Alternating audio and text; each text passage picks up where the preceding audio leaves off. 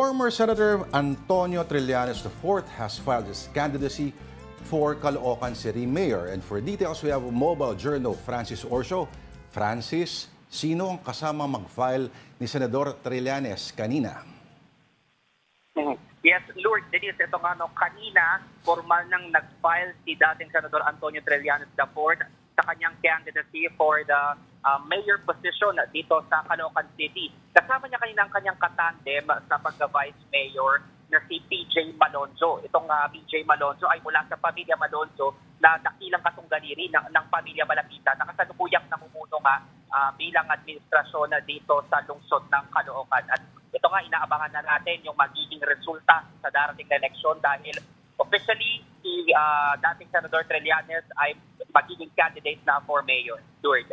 Oo, okay. May nabanggit ba siya? Kasi, Francis, si Along Malapitan, tinanong ko hapon ang qualifications niya, siya batang Caloocan talaga at yung apelido niya ay talagang political family dyan sa syudad na yan.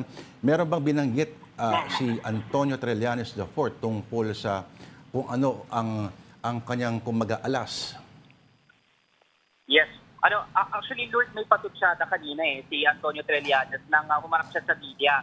Alam mo, sinabi niya, napapanahon daw ang kanyang pagtakbo para linisin ang umano'y korupsyong nangyayari sa ilalim ng administrasyon ng Malapitan sa Caloocan. At sinasabi niya na dapat din daw tuldukan na yung political dynasty kasi nga kung makikita natin sa local context ng politics dito sa Caloocan, magdadalawang dekada na rin talagang namumuno at hawak ng mga Malapitan itong lungsod ng Caloocan.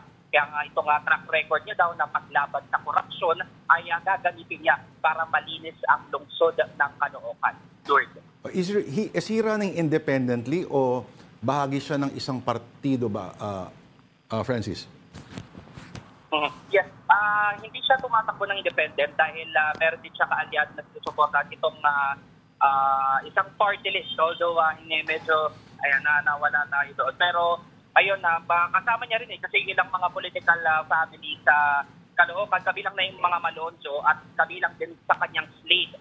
Yung mga ilang konsehal na sa ilalim ng kanyang alyansa ay tatakbo din sa pagkakonsehal dito sa distrito ng Caloocan City. So, ayun, Lord. Okay. Maraming salamat sa report mo ang Mobile Journal, Francis Orcio.